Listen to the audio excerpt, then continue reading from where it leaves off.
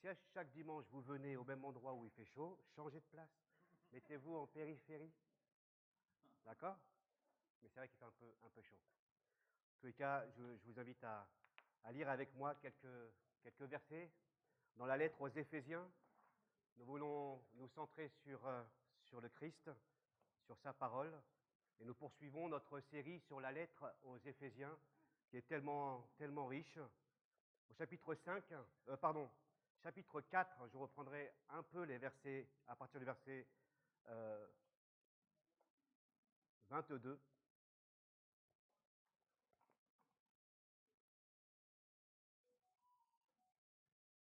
Non, je crois que je me suis trompé. Hop.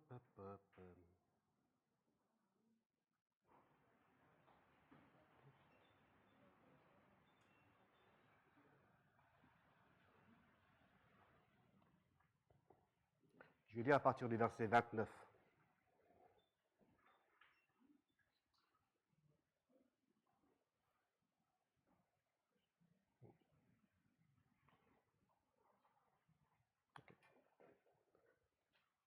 Éphésiens 4, à partir du verset 29 jusqu'au chapitre 5, verset 2. Ne laissez aucune mauvaise parole franchir vos lèvres. Ayez au contraire des paroles empreintes de bonté, qui aident les autres à grandir dans la foi, selon les besoins. Ainsi, elles feront du bien à ceux qui vous entendent. N'attristez pas le Saint-Esprit de Dieu, car par cet Esprit, Dieu vous a marqué de son sceau comme sa propriété pour le jour de la délivrance finale. Amertume, irritation, colère, éclat de voix, insultes, faites disparaître tout ça. Disparaître tout cela du milieu de vous, ainsi que toute forme de méchanceté. Soyez bons et compréhensifs les uns envers les autres et pardonnez-vous réciproquement comme Dieu vous a pardonné en Christ. Puisque vous êtes les enfants bien-aimés de Dieu, suivez l'exemple de votre Père. Que votre vie soit dirigée par l'amour, de même que Christ nous a aimés et a livré lui-même sa vie à Dieu pour nous comme une offrande et un sacrifice dont le parfum plaît à Dieu. Je ne vais pas reprendre le message de notre frère Jean, mais le texte que nous avons lu, surtout les versets 1 et 2 du chapitre 5, est en lien avec ce qui précède et avec ce qui suit. Il y a vraiment une transition importante, puisque vous êtes les enfants de Dieu. Tout ce qui a été dit avant, sur ne laissez aucune parole franchir de vos lèvres, etc., faites disparaître tout ça du milieu de vous, de votre vie. Pourquoi? Parce que nous sommes enfants de Dieu. Parce que nous sommes enfants de Dieu. Et quand nous sommes enfants de Dieu, nous ne pouvons plus vivre comme avant. Et donc tous ces impératifs, qu'il n'y ait pas de colère, ni de querelle, ni de médisance, ne faites pas ceci, ne volez pas, ne mentez pas, tous nos efforts, toutes nos actions découlent d'une chose, de ce que nous sommes devenus en Christ, de ce que Dieu a fait pour nous en Jésus-Christ. Ce qui compte dans la vie chrétienne n'est pas tout d'abord ce que nous devons faire, tous les impératifs. Nous aimons beaucoup les impératifs. Il ne faut pas faire ceci, il ne faut pas faire cela. Mais pourquoi est-ce qu'on ne le fait pas? Et pourquoi est-ce qu'on le fait? Or, la Bible, et notamment Éphésiens, nous dit le contraire. Il nous dit que le faire, les impératifs, viennent après l'être.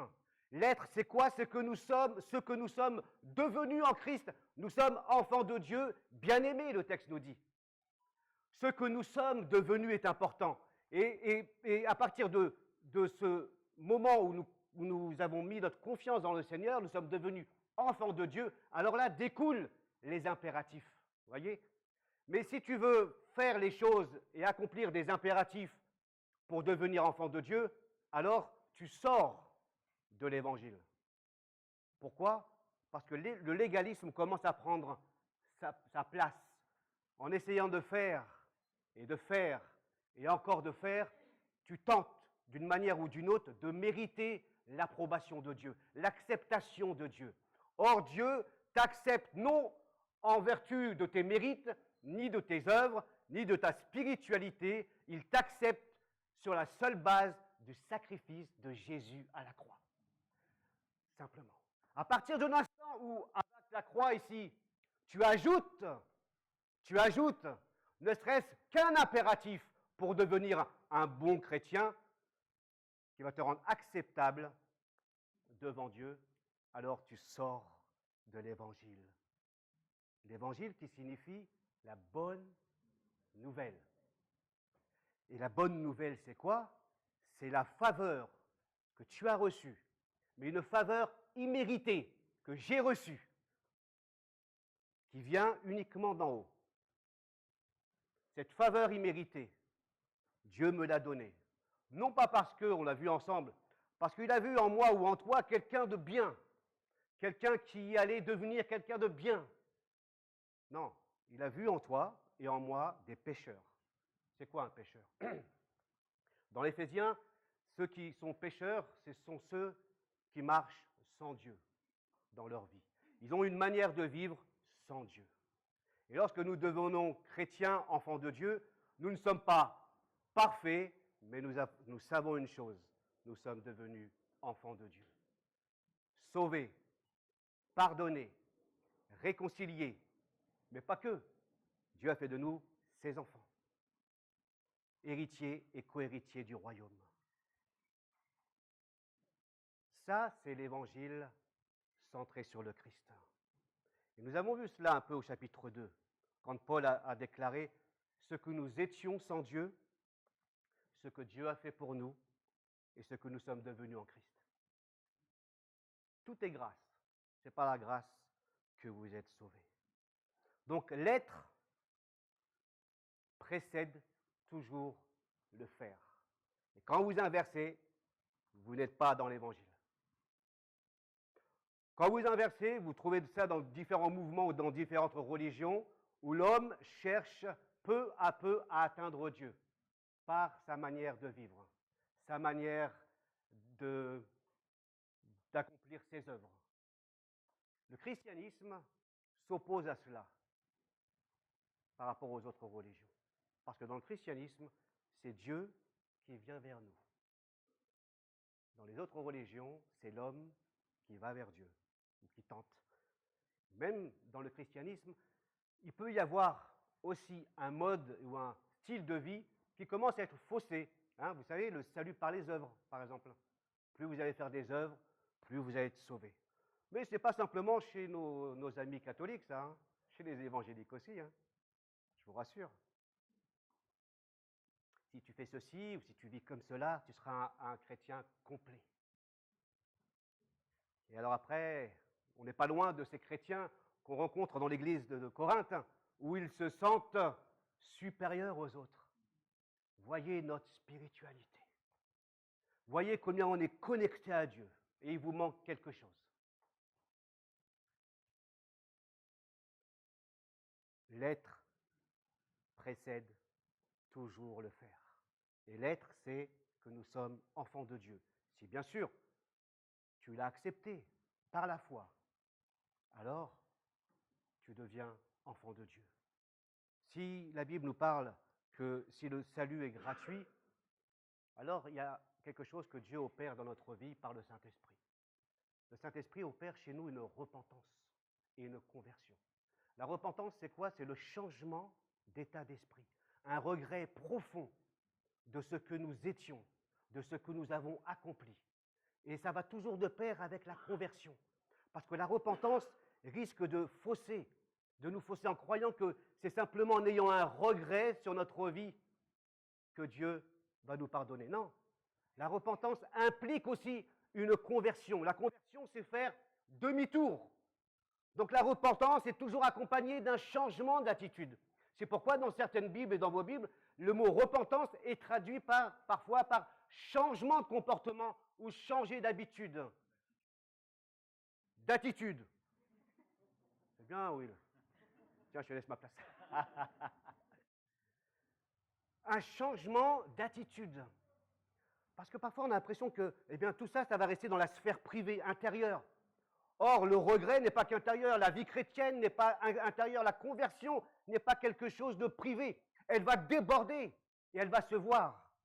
Et donc, l'Esprit Saint agit de telle manière qu'il produit un changement dans notre vie, un désir, comme un peu l'aimant, vous voyez, hein, vous êtes attiré d'une manière irrésistible vers Dieu. Ça, c'est l'œuvre de Dieu, ce n'est pas ton œuvre. Jésus a dit, personne ne vient au Père si votre Père ne l'attire. Hein? Donc il y a comme une attraction irrésistible de l'œuvre de l'Esprit dans ma vie, et cette conversion eh bien, va être visible dans ma vie. Et quand je suis devenu enfant de Dieu, alors le faire, il va être là. Mais je ne vais pas faire pour faire, je vais faire parce que je suis un enfant bien-aimé de Dieu. Et ça change tout. Le réformateur Martin Luther a dit, ce n'est pas l'imitation qui fait les enfants de Dieu, mais la filiation qui fait les imitateurs. La filiation, c'est-à-dire que nous sommes enfants de Dieu. À partir de là, nous sommes et nous devenons enfants, imitateurs de Dieu. L'apôtre Jean dira, « Voyez combien le Père nous a aimés pour que nous puissions être appelés enfants de Dieu, et nous le sommes. » Et nous le sommes. Toutes les fois où nous avons placé notre confiance dans le Seigneur. Non seulement l'apôtre Paul dira aussi que nous sommes enfants de Dieu, mais il précise quelque chose d'important. Des enfants bien-aimés de Dieu. Des enfants bien-aimés de Dieu. S'il y a bien une chose avec laquelle les chrétiens luttent, c'est de se sentir aimés de Dieu. Et ils pensent que Dieu ne les aime pas, ou ils ont du mal à s'approprier cette déclaration de Dieu qui nous aime. Nous sommes les enfants de Dieu bien-aimés. Il existe malheureusement des enfants qui sont mal aimés sur notre terre. Des enfants rejetés, oubliés, pas que des enfants, des adultes aussi, qui ne se sentent pas aimés. Mais Paul précise bien que nous sommes les enfants bien-aimés de Dieu. Et ça change tout. Ça change tout de se savoir aimer. Quand tu te sens aimé, tu es en confiance. Quand l'environnement dans lequel tu as grandi plein d'amour, et je sais que ça n'a pas été le cas pour tout le monde dans ma vie, je n'ai pas toujours entendu « je t'aime »,« pardon », ces choses-là. Ça, c'est l'œuvre de Dieu qui a opéré dans ma vie. Mais nous partons avec un handicap. Quand nous n'avons pas reçu l'amour nécessaire, eh bien nous avons du mal à aimer les autres. Parce que tu ne peux pas aimer quand tu n'as pas reçu l'amour. Quand tu viens au Seigneur, cela reste possible. C'est pourquoi souvent nous entendons que les gens qui ont été blessés blessent à leur tour. Inévitablement, les gens qui ont été blessés dans leur vie blessent à leur tour. C'est comme ça. Ça ne veut pas dire que c'est mort pour vous, hein. Parce qu'avec le Seigneur, là où le péché a abondé, amen, tu dois toujours te rappeler ça. Hein. Quand tu mets trop l'accent sur le péché, waouh, tu commences à être submergé par le péché. Là où le péché a abondé dans ma vie, la grâce de Dieu a surabondé. Waouh! Ça, tu dois toujours te souvenir de ce verset clé dans Romains. Il y a des situations désespérées, tu dis, waouh, le péché a trop de place. Mais la grâce est toujours supérieure. Elle vient au-dessus du péché. Le Christ l'a fait. Et ça, c'est important de s'en souvenir. Tu es un enfant bien-aimé et ça change tout. Ça change tout. Pour le reste de ta vie, dans ta vie chrétienne. Tu ne vas pas douter, est-ce que Dieu m'aime ou ne m'aime pas? Est-ce que je ressens ou je ne ressens pas l'amour de Dieu? La Bible t'invite tout simplement à recevoir ce que Dieu déclare de toi. Je t'aime d'un amour éternel. C'est pourquoi je te conserve ma bonté. Et c'est donc cet être enfant de Dieu que nous allons poursuivre, puisque vous êtes enfant de Dieu. Suivez l'exemple de votre Père. Alors ça m'a beaucoup intrigué ça. Et ça m'intrigue à suivre l'exemple de votre Père. Soyez les imitateurs de votre Père céleste. Waouh. Qui tu es toi pour imiter Dieu? Non mais c'est sérieux. Qui tu es pour imiter Dieu? Qui je suis moi? C'est le Créateur. Qu'est-ce qu'on fait avec ces paroles? Est-ce que c'est réalisable ou non? Si c'est réalisable, on reste. Si ce n'est pas réalisable, on part. Tu as prévu un chant de clôture? On peut partir si ce n'est pas réalisable. Or, Jésus dit quelque chose de très important. Il dit à la question de Philippe, montre-nous le Père. Celui qui m'a vu a vu le Père.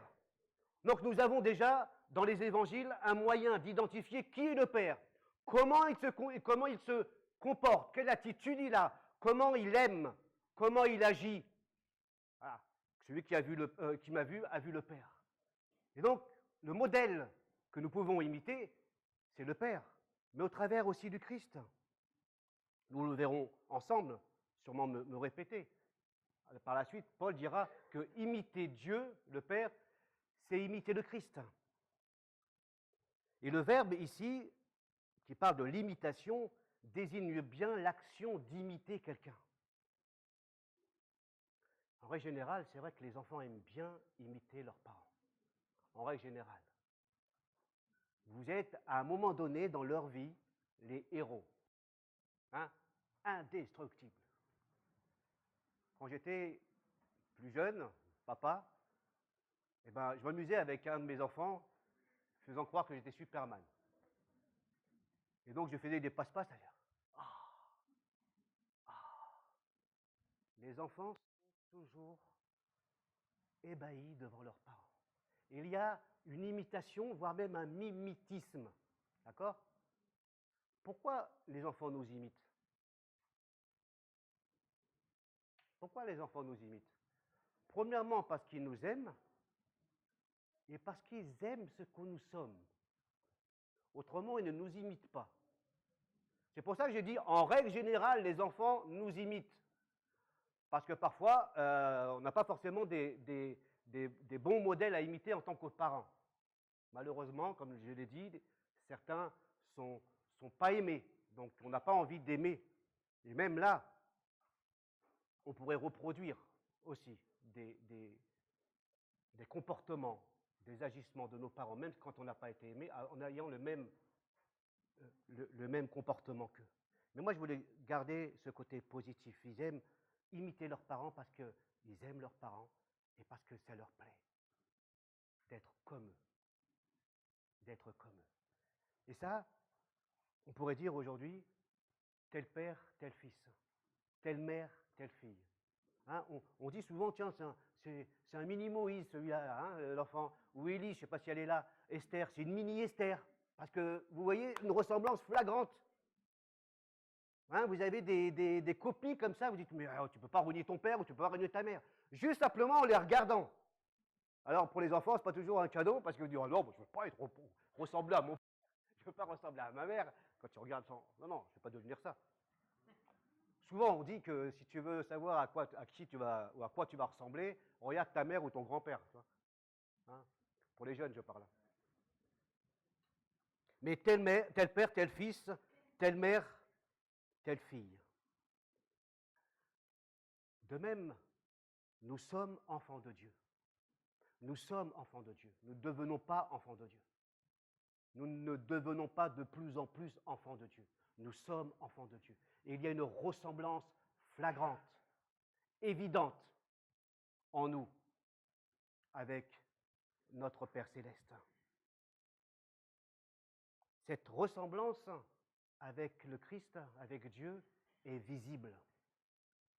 C'est pour ça que tout à l'heure, j'ai dit que ce n'est pas quelque chose d'intérieur. La foi avec Dieu n'est pas quelque chose uniquement d'intérieur. Elle se rend visible. Notre conversion est visible pour les autres, mais aussi pour nous.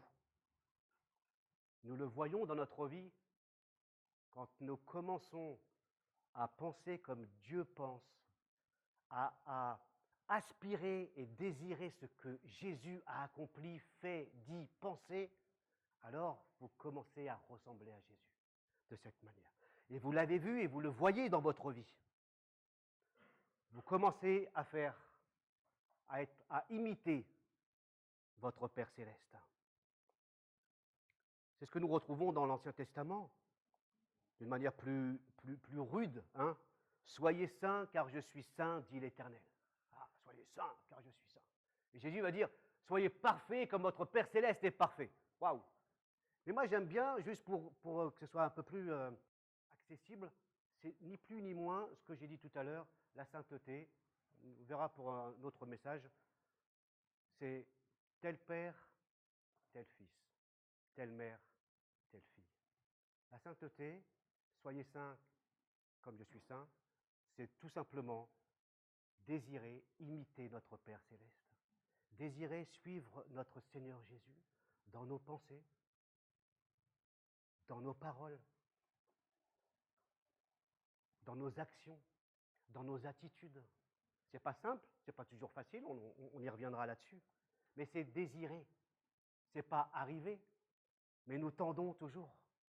C'est pour ça que le chapitre 4 doit être toujours à l'esprit. Il y a les œuvres de la chair, mais il y a aussi ce que produit l'Esprit Saint dans notre vie. Imiter, comme je l'ai dit tout à l'heure, imiter Dieu, c'est imiter le Christ.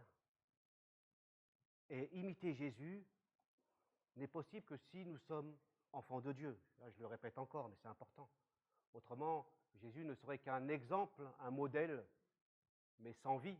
Or, le Christ, nous l'avons reçu, le Christ est la vie, il anime, il inspire, il apporte par l'Esprit Saint quelque chose de nouveau dans notre vie. Il apporte l'extraordinaire dans l'ordinaire de notre vie. Si Jésus n'est qu'un exemple, quelqu'un, un modèle comme n'importe quel modèle, ça ne sert à rien. Mais le Christ est véritablement le Fils de Dieu, Dieu lui-même venu sur terre, qui habitait parmi nous, pleine de grâce et de vérité. En lui était la lumière et la vie. C'est pourquoi, quand nous sommes à Christ, la vie du Christ coule, permettez-moi l'expression, dans nos veines. La vie du Christ coule dans nos veines. Nous avons une transfusion sanguine, le sang du Christ. Nous avons une transplantation cardiaque. Le cœur de pierre que nous avions avant a été changé par un cœur de chair. Et ce cœur, maintenant, il bat. Il bat au rythme de Dieu. Il bat au rythme de l'Esprit. C'est lui qui nous donne une autre manière de vivre. Il y a un nouveau style de vie, nous l'avons vu dans Éphésiens 4. Un autrefois et un maintenant, nous y reviendrons dans une autre prédication. Un autrefois, ça veut dire que nous vivions selon une autre manière de vivre, sans Dieu. Maintenant, nous vivons avec Dieu. Maintenant, notre vie nouvelle a changé. Pourquoi? Parce que nous sommes devenus une créature nouvelle. L'Esprit de Dieu vit aussi au travers de nous et qui nous rend capables d'imiter notre Seigneur. Que votre vie, verset 2, soit dirigée par l'amour. De même que Christ nous a aimés et a livré lui-même sa vie pour Dieu, pour nous, comme une offrande et un sacrifice dont le parfum plaît à Dieu. Et ici, finalement, dans son déroulement, Paul nous présente le Christ comme le modèle à suivre, comme ce modèle qui plaît à Dieu, comme ce modèle qui doit être central dans notre vie. Il n'y a rien de plus important, il n'y a rien de plus important que le Christ formé en nous. Il n'y a rien d'autre de plus important. Comment on le fait ça? Eh bien, Paul va dire, vous êtes enfants de Dieu, soyez les imitateurs de votre Père. Eh bien, imitez le Christ qui, lui, est un modèle qui a été finalement, qui nous a aimés et livré lui-même sa vie à Dieu, un modèle pour Dieu, une offrande pour Dieu, mais aussi pour nous, nous dit le verset 2. Et finalement, ce modèle du Christ, il est présenté pour nous motiver, nous exciter, nous passionner à devenir comme le Christ dans ce modèle d'amour. Modèle d'amour. Comme Jésus l'a fait. Ainsi, Paul ne nous encourage pas par la culpabilité, mais il prend quelqu'un en exemple, pas n'importe lequel, le Christ, qui nous a aimés qui nous a sauvés, qui nous a pardonnés, qui a été tellement patient avec nous. Tu te rends compte ça? Qui est tellement patient avec nous. Quand nous vivons selon notre volonté, il est tellement patient qu'il ne nous abandonne pas. Quand nous prenons des chemins de traverse, il est tellement fidèle qu'il ne nous lâche pas.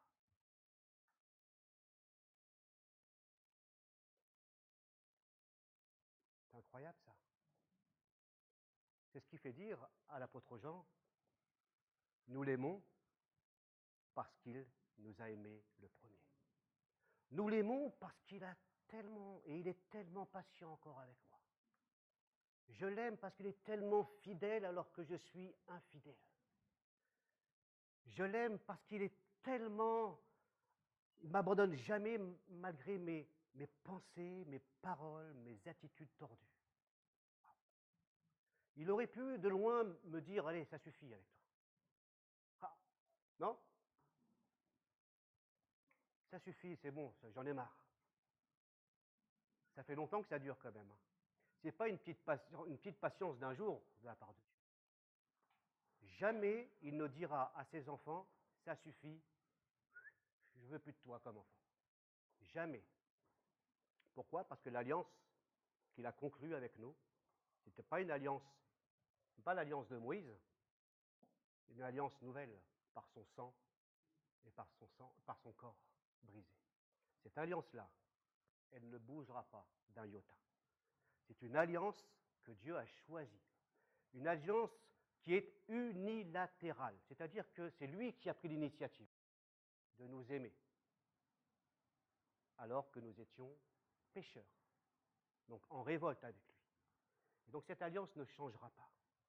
C'est pour ça que moi je suis confondu avec l'amour de Dieu et sa patience, sa fidélité, les soins qu'il a à mon égard, alors que je ne suis pas celui qui voudrait que je sois, encore. Mais sa patience est là, parce que quand il nous a sauvés, il a bien vu qui nous étions. Il a bien vu qu'avec Jamel, il allait avoir du problème. Que voilà, ça n'allait pas être réglé en une semaine. Je pense que même sur le lit de ma mort, ça ne sera pas réglé. Mais sur quels critères Dieu va m'accepter?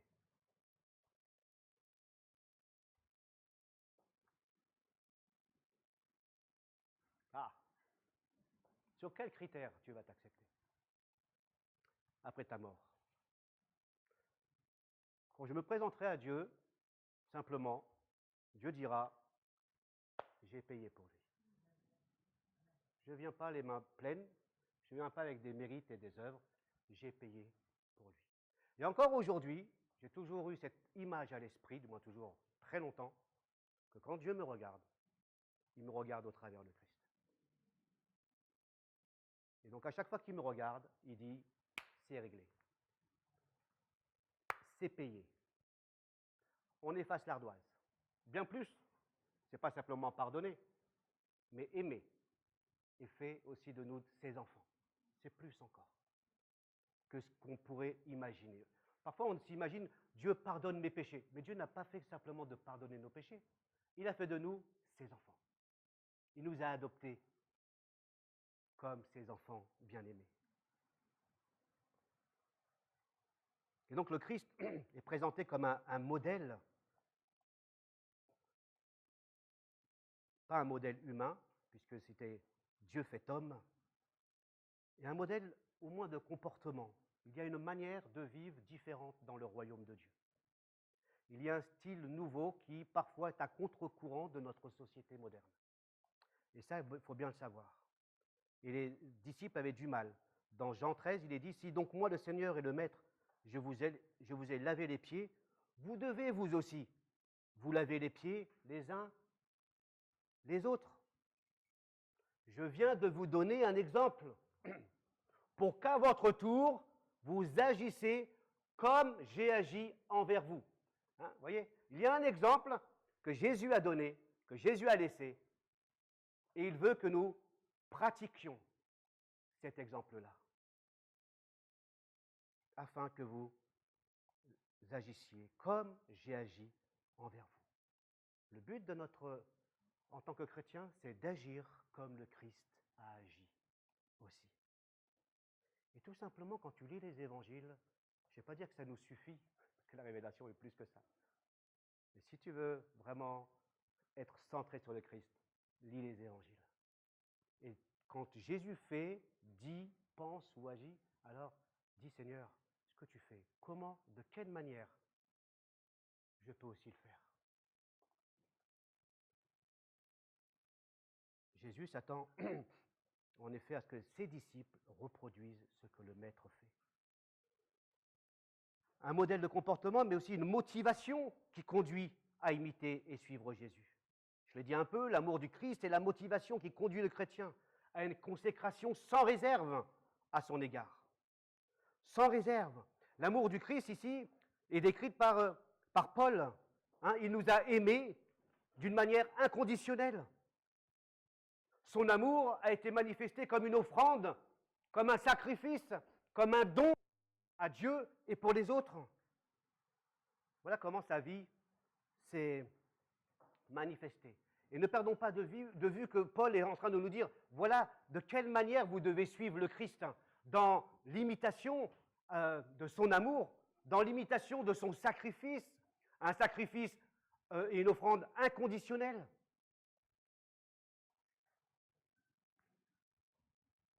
Un amour qui se donne sans calcul, sans arrière-pensée.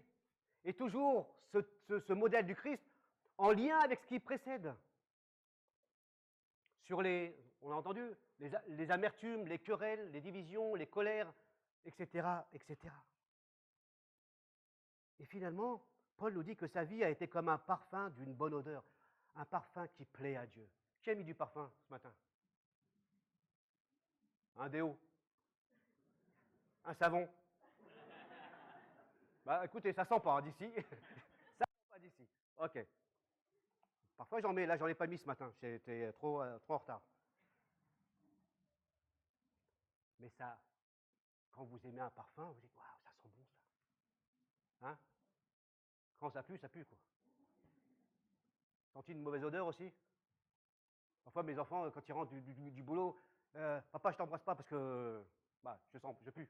Je dis, très bien fils. Garde la distance. On n'aime pas les mauvaises odeurs.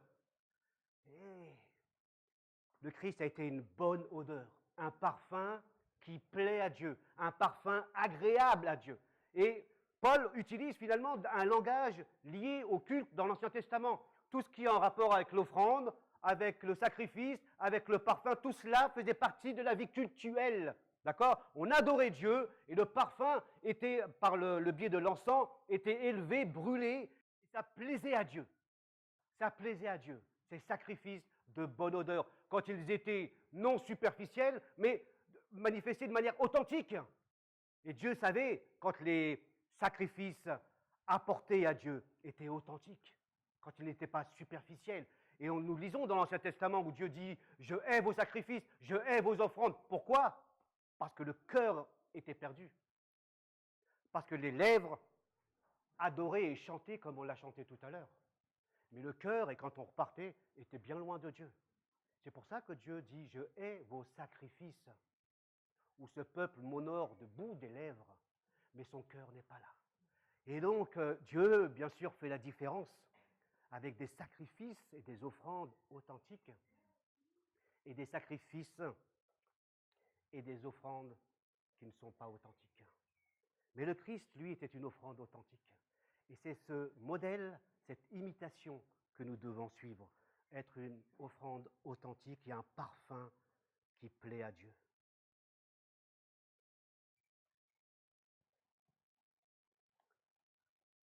Et l'amour du Christ n'est pas un amour ordinaire, c'est un amour extraordinaire à notre égard.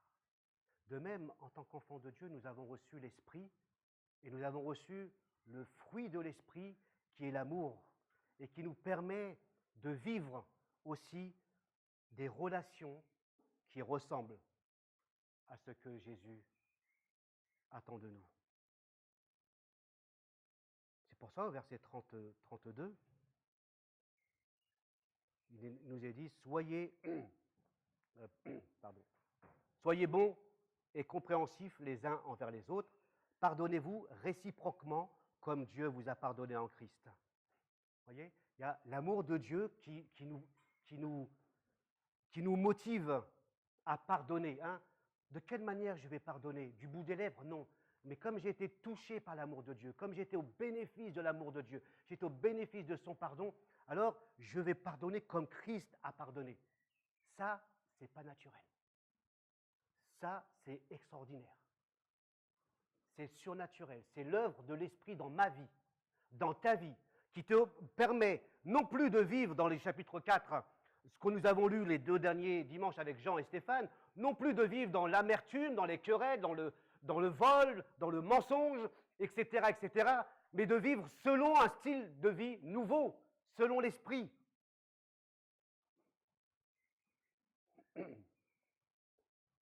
La vie qui plaît à Dieu est celle qui lui est consacrée en réponse à la grâce reçue. Ce parfum qui monte vers Dieu comme une bonne odeur, c'est, bien sûr, on l'a vu au travers de Christ, qui était une bonne odeur, mais ce sont nos vies aussi. Toutes les fois où nous vivons à la ressemblance du Christ, toutes les fois où tes pensées sont positives, orientées vers le Christ, vers le bien des autres, alors c'est un parfum qui monte vers Dieu. Toutes les fois que tu accomplis quelque chose, toutes les fois où tu ressens ton cœur vibrer pour quelqu'un que tu n'aimes pas habituellement, wow, ça c'est l'œuvre de l'Esprit dans ta vie. C'est que quelque chose se passe chez toi. Ça veut dire que ce que tu vis n'est pas superficiel. Parce que nous sommes les premiers, en réalité, à savoir si ce que nous vivons est superficiel ou authentique devant Dieu. Nous sommes les premiers à savoir que nous échouons quand nous désirons vraiment être un parfum d'une bonne odeur à Dieu, agréable à Dieu. Nous aimerions tous plaire à Dieu dans ce que nous sommes.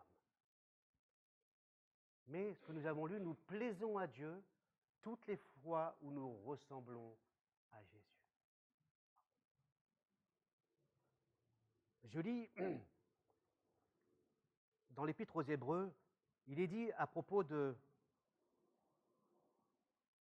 ces hommes, Hébreux 11, toute une liste d'hommes et de femmes de foi.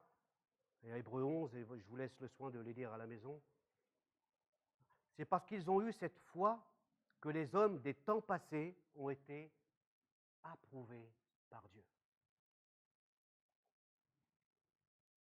Et au sujet d'un de ces hommes, l'Écriture lui rend ce témoignage. À Enoch, il était agréable à Dieu. Or, sans la foi, il est impossible de lui être agréable. Il y a toute une liste d'hommes et de femmes qui ont exercé leur foi. La foi dans Hébreux 11, ce n'est pas une foi abstraite, vague, qui ne ressemble à rien.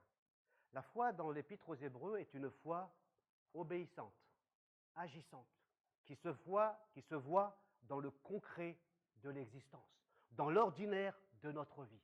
Ces hommes ont reçu de la part de Dieu des directions, des directives, et ces hommes, ces femmes ont obéi par la foi à Jésus. Et ces hommes, ces femmes reçoivent le témoignage de Dieu qu'ils sont agréables à Dieu, approuvés par Dieu, comme un parfum d'une bonne odeur vers lui. Vous voyez, la foi n'est jamais dissociée d'une obéissance agissante. Parce que la foi peut être à un moment donné simplement dans la sphère privée. Chez nous, j'ai la foi en Dieu, je garde ça pour moi. Mais la foi, c'est plus que ça. Elle déborde. C'est une foi agissante qui met en action les commandements que nous recevons de Dieu. Il est dit, par exemple, à propos d'un parfum qui plaît à Dieu, on retrouve ça dans Philippiens chapitre 4. Et il dit, l'apôtre Paul, il loue Dieu de ce que les chrétiens ont apporté un don matériel en sa faveur pour son ministère, le ministère de l'Évangile. Et il dit que ce don-là est comme un parfum agréable à Dieu. Chapitre 4, verset 19. Ça veut dire que même le don matériel, même les offrandes que nous donnons à Dieu, les offrandes que nous donnons à un missionnaire, à une mission, à une œuvre, quelle qu'elle soit, quand elles sont données pour la gloire de Dieu et le bien des autres, deviennent, et encore là on a un langage cultuel, un sacrifice, un parfum, pardon, qui plaît à Dieu, agréable à Dieu.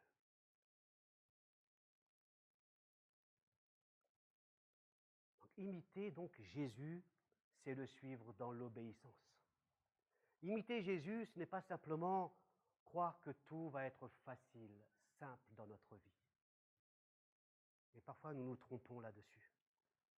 Si suivre Jésus, c'est passionnant, suivre Jésus reste aussi exigeant.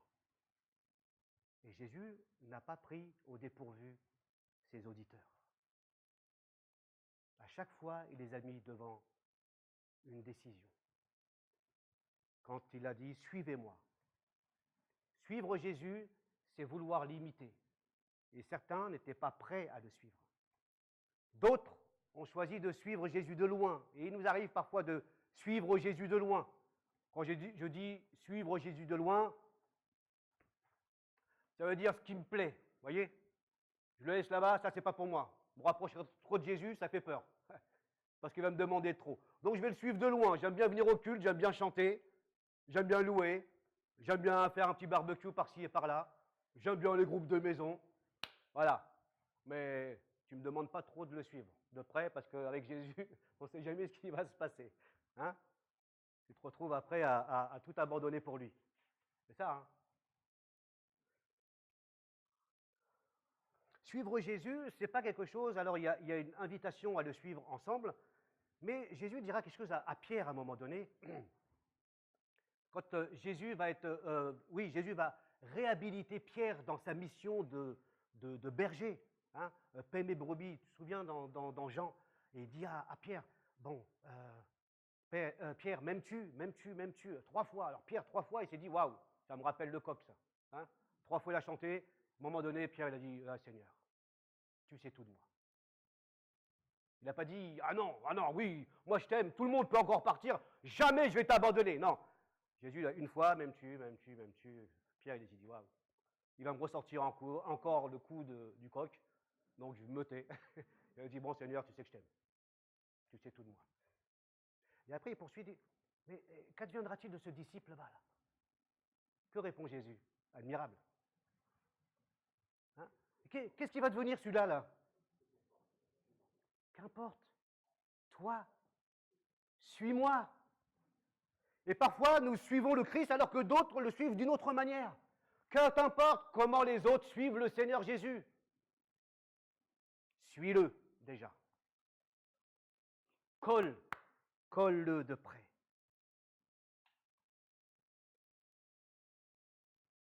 Nous savons que nous ne pouvons pas et nous faillons. Nous échouons parce que nous sommes imparfaits. Et nous ne pouvons pas le suivre correctement. Combien de fois tu as dit au Seigneur, Seigneur, je veux te suivre, mais là, j'y arrive pas. Je veux te suivre dans l'obéissance. Je veux t'imiter. Mais tu vois, à chaque fois, j'y arrive pas. Tu n'as pas d'autre choix. Soit tu n'y arrives pas, tu ne continues pas. Soit tu dis, Seigneur, malgré mes imperfections, comme Pierre, tu sais que je t'aime et je veux te suivre. Donne-moi la capacité de te suivre. Et Dieu te donnera la capacité. Parce que la motivation de suivre le Christ est une chose. Parfois, Dieu nous demande aussi de le suivre par obéissance. On n'est plus tellement motivé. Je suis passé dans ma vie avec des moments de flottement, même en tant que pasteur, de sécheresse spirituelle, vous voyez? Ah, ça, j'aime pas ça. Wow. C'est sec. Tu ne ressens pas quelque chose. Tu n'es pas motivé. Tu n'as pas la niaque. Et tu fais quoi quand c'est comme ça? En tous les cas, pour moi, ce que j'ai trouvé, c'est que je me souvenais des bienfaits de Dieu, de sa parole dans ma vie. Je me souvenais des bontés de Dieu dans le passé. Je dis, ça, c'est pas faux. Ça, c'est vrai, ça. Et donc, je prie que le Seigneur renouvelle, qu'il arrose encore, qu'il arrose pour que cette terre qui est mon cœur puisse devenir fertile encore. Et c'est là que quand tu passes des moments où tu es plus motivé, où tu es passé par les eaux du baptême, et tu as fait ceci, et tu as fait cela, tu as fait un camp chrétien, tu reviens, tout descend, boum. Ah, j'ai plus envie. Ça peut arriver dans ta vie de couple aussi. Je l'aime comme ça. On a des nouveaux mariés là. Bravo. Mais quand l'amour il n'est plus là, on fait comment? On va chercher quelqu'un d'autre. Pourquoi? Parce que l'amour est devenu un sentiment. Et quand je ne ressens plus, eh ben, ça ne sert à rien. Il faut aimer les gens. Mais quand tu vois dans ta vie que quand les couples continuent malgré la perte d'amour et que cet amour est de nouveau rallumé, alors tu te dis, waouh, ça valait le coup de continuer. De même, dans ta vie chrétienne, la motivation, ton zèle te fera défaut. Tu vivras des sécheresses. Continue de venir. Continue d'être à l'écoute de la parole de Dieu. Continue de te souvenir de ce que Dieu a fait dans ta vie, dans le passé. Et de te dire, ce que j'ai vécu, ce n'est pas rien. C'était une réalité. Et je t'assure que Dieu va renouveler. Il va arroser. Parce que sa parole, dit la Bible, ne revient pas à lui sans avoir accompli son effet. Telle la rosée qui va tomber. Cette rosée du matin, c'est rafraîchissant quand il fait chaud. Et Dieu aime cette rosée-là. Il va t'envoyer, il t'envoie cette rosée. Et donc, n'aie pas peur si un jour tu ne ressens rien. N'aie pas peur si ton zèle te fait défaut. N'aie pas peur de toutes ces choses. Accroche-toi au Seigneur. Mais il faut que tes expériences et ta conversion, quand tu es devenu enfant de Dieu, soient solides. Si tu n'es pas sûr d'être chrétien, alors ta vie chrétienne sera chaotique. Elle sera branlante. Il faut que tu te dises, oui, j'ai accepté Jésus, ma conversion. C'est l'œuvre de Dieu dans ma vie. Je sais que je suis enfant de Dieu. Et c'est lui qui va te garder dans sa main. C'est lui qui va te garder dans sa main. Toutes les fois, je dis, ouais, ben, je suis revenu au Seigneur. Non, tu n'es pas revenu au Seigneur. C'est lui qui t'a fait revenir. Il a dit, bon, ça suffit, Jamel, maintenant tu reviens. Et toi, tu crois que tout vient de toi. C'est incroyable. Je l'ai cru, ça aussi. Hein. Mais tout est grâce. C'est la grâce de Dieu qui te permet de faire des efforts. Tu dis, non, non, c'est moi, je suis converti, je me suis repenti, je me suis, pardon Seigneur. C'est Dieu qui est venu te visiter par son esprit. C'est Dieu qui a mis dans ton cœur la repentance, le retour vers lui, l'humilité, la confession. C'est lui qui fait tout ça.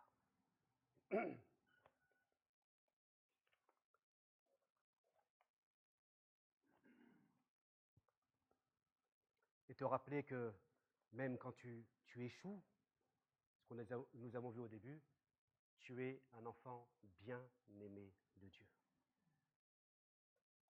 Et Dieu sait que tu ne veux pas l'attrister, que tu ne veux pas attrister l'esprit. Il y a aussi l'imitation de, je terminerai par ça, l'imitation de Christ qui est centrale, mais Dieu met aussi des hommes et des femmes sur notre chemin, qui inspirent et que nous devons aussi imiter. Il y a plein de textes là-dessus. Et parfois, je dis ça parce qu'il y a des moments où on dit seul Dieu, seul Jésus, seul Jésus. Pardon. Mais Dieu, il nous parle au travers des autres. Tu sais ça. Parfois, tu as des personnes autour de toi qui te tirent vraiment vers le bas. Pas que des non-croyants, il y a des chrétiens aussi qui te tirent vers le bas. Wow. Tu sors de leur présence, tu es encore moins chrétien qu'avant. Wow. Tu dis là. Ce sont des chrétiens toxiques parfois. J'emploie ce mot un peu exagéré, bien sûr. Il ne faut pas les fuir. Tu ne peux pas les fuir, ce sont des frères. Hein, des chrétiens quand même. Mais il ne faut pas les fréquenter trop de près. C'est-à-dire que ce n'est pas de leurs paroles que tu dois te nourrir. Là, tu vas chercher d'autres personnes qui vont te tirer vers le haut. Des personnes qui vont t'encourager, qui vont t'aimer, qui vont te faire du bien, qui vont t'exhorter positivement. Et parfois, ce n'est pas toujours bien à recevoir. Mais quand tu te sens aimé par quelqu'un, quand tu ne te sens pas condamné par quelqu'un, par un frère ou par une sœur, tu acceptes plus facilement les paroles de cette personne. Et donc tu dois imiter la foi des autres. Imiter la foi des autres, c'est pas faire un copier-coller de leur vie. Merci, Marie-Jeanne. Ce n'est pas faire un copier-coller. Dans Hébreu, il dit examinez et voyez vos conducteurs et imitez vos conducteurs. Non, imitez leur foi. C'est la foi de ces hommes et de ces femmes qui te booste avec le Seigneur. C'est cette foi que tu dois imiter. Il est dit dans 1 Thessaloniciens 1, verset 6, il y a plein d'autres exemples. Vous avez suivi notre exemple à ces chrétiens. Verset 7, à votre tour, vous êtes devenus des modèles pour tous les croyants. Dans toute la caille, vous êtes devenus des modèles parce que ça a dépassé les frontières. À votre tour, parce que vous avez, vous, suivi notre exemple. Des modèles de quoi? Il est dit d'amour, d'espérance, de persévérance, de fidélité. Des chrétiens qui inspirent et qui deviennent des modèles à suivre. Nous avons aussi des modèles. Et donc la Bible nous invite aussi à trouver d'autres personnes que nous pouvons imiter. Nous pouvons lire des livres aussi de personnes, de témoignages qui vont nous inspirer positivement dans notre foi et nous rapprocher toujours plus vers le Christ, à la ressemblance de Christ. Pas à la ressemblance de la personne, à la ressemblance du Christ. Donc, Dieu, bien sûr, c'est lui que nous devons imiter. Mais dire seul Dieu, c'est ne pas lire suffisamment sa Bible, je crois. Et de voir, il y a énormément de textes qui parlent d'imiter aussi les autres, leur foi, et de retenir aussi ce qui est bon. Et bien sûr, le chrétien reçoit de l'Esprit sa capacité et la puissance de suivre Jésus. Parce que nous en sommes incapables. Et ça, c'est l'œuvre de l'Esprit dans notre vie, qui nous rend capables d'être un parfum agréable à Dieu. Alors j'aimerais te poser une question. Dans quel domaine désires-tu imiter Dieu? Le contexte dans lequel nous avons lu ce texte, versets 1 et 2, s'inscrit dans un contexte encore plus large. Un contexte dans nos relations les uns avec les autres. Le modèle de Jésus est finalement en opposition avec ce modèle. Je t'invite à relire chapitre 4, à partir du verset 17, les querelles, l'amertume, le vol, le mensonge, etc. Toutes ces choses-là, ça c'est le modèle qui ne ressemble pas au Christ. Mais le modèle de l'amour du Christ, mis en pratique, il met fin à ces choses-là. Parce que nous remplaçons ces œuvres de la chair par l'amour du Christ. Nous remplaçons par la bienveillance, par la bonté, par le pardon.